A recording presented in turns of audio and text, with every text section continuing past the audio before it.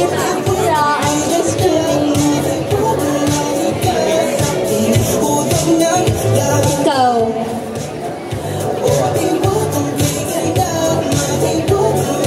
Ay, candidates. Forward lang po candidates, please. Kaya ang mic.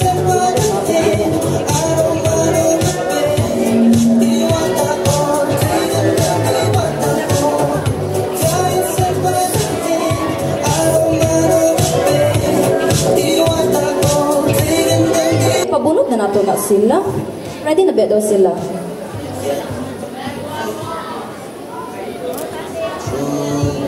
If there's heaven on earth, baby girl, I'll fill it with you. I really wanna make it cool. One is best enjoy with a glass for two. Please tell me, baby, do you feel it too? Is it mutual? We just comfortable. So, for the grade 9,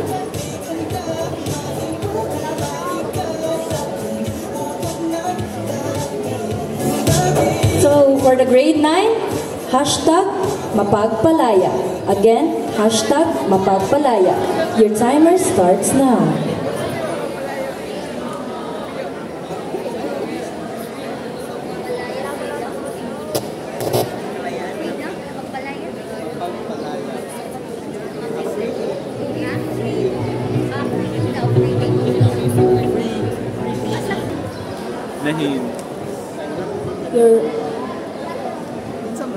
Your 1 minute starts now. Hashtag mapagpalaya. For me, as a Lakambini, mapagpalaya is a very big word because our heroes and our ancestors fought for our freedom. We have a big history and a beautiful history because of them.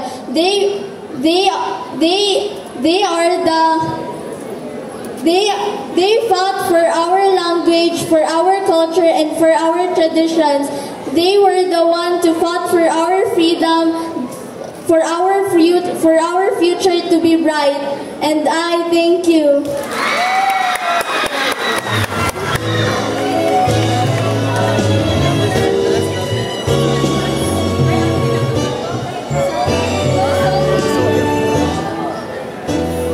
Thank you, Miss Lakambini, grade 9.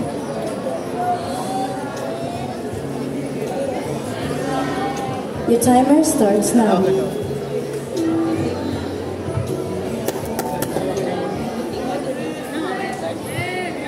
Magandang umaga po sa inyong lahat. Ang kasagutan ko sa tanong na yon ay yan ay pinaka-importante na word. Kasi tayo Filipino should know our freedom. Kasi pag hindi natin alam ang ating freedom, hindi tayo malakas at mapagsama. That's all. Thank you.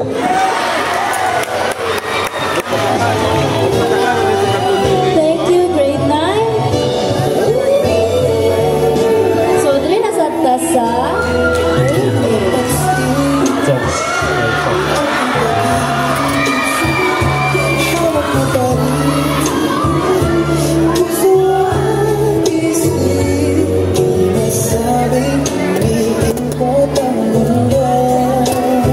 So, kamusta?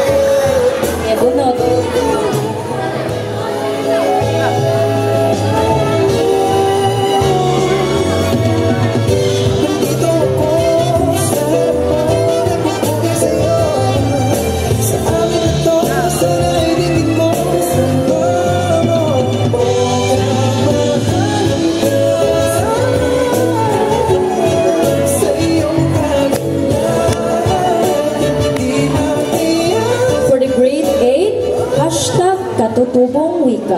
Again, hashtag Katutubong Wika. Your timer starts now. Your 1 minute starts. Matagak ug kalit. Bulabog ka ba? Entrance lagi sa concept niya. Napit. Di ba natin dira? Center. Ika, pero tayo pinakakailangan, pinakalito ko.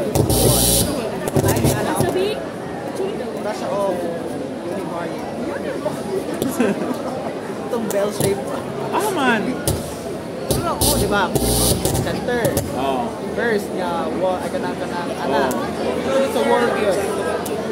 Sa bakal yun, nag-anak. Nakita kay Sir Middle, after second. Dala Sir, dala ka? Zoom na lang natin yung picture sa imo. Hindi siya ganun. Easy that. Rat.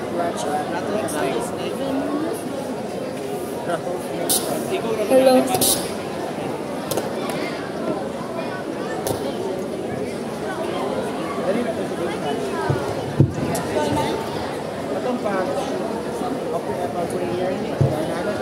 Your timer starts now. Hello, good morning. Thank you for that hashtag. I believe Katutubong Wika reunited us Filipinos and it made us more communicate with other people, with our fellow Filipinos, and it made us reunite as one as Filipinos. Katutubong Wika is a thing that all Filipinos should know because as Filipino, we should be proud of our Wika or language itself. I believe we should be really proud of who we are and what our language or culture is. And I Thank you, Ms. Lakandini, grade 8. Lakandula, are you ready? Yes po. Your timer starts now. So, una-una, salamat sa tanong at saka ang ating wika, Katutubong Wika ay halimbawa nun ay Tagalog at saka ang Tagalog ay isang simbolo sa ating pagka-Pinoy. Ang tawag nila sa atin ay Pinoy dahil sa ating Katutubong Wika. Hindi Katutubong Wika ang Ingles. Dapat kayo lahat marunong magtagalog sama sa atin. Pero may konti din na English kasi dapat we have balance.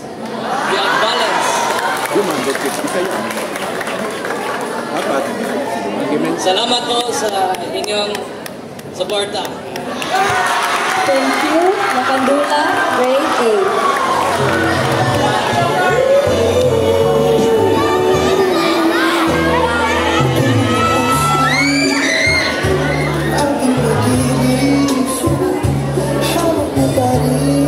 Miss Lakandula, grade 7. Ay, Lakambini. Grade 7, are you ready? 50-50. Ikaw. Yes po. Wow, ready kayong gatong grade 7, no?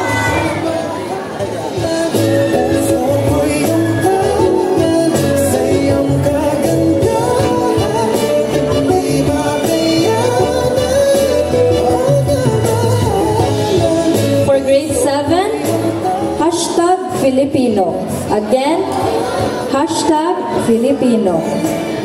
Your timer starts now.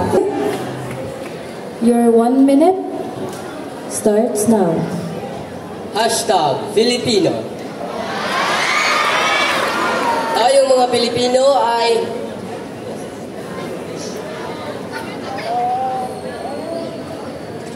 us Filipino are very proud because of our heroes that sacrificed their lives for our freedom for the past centuries.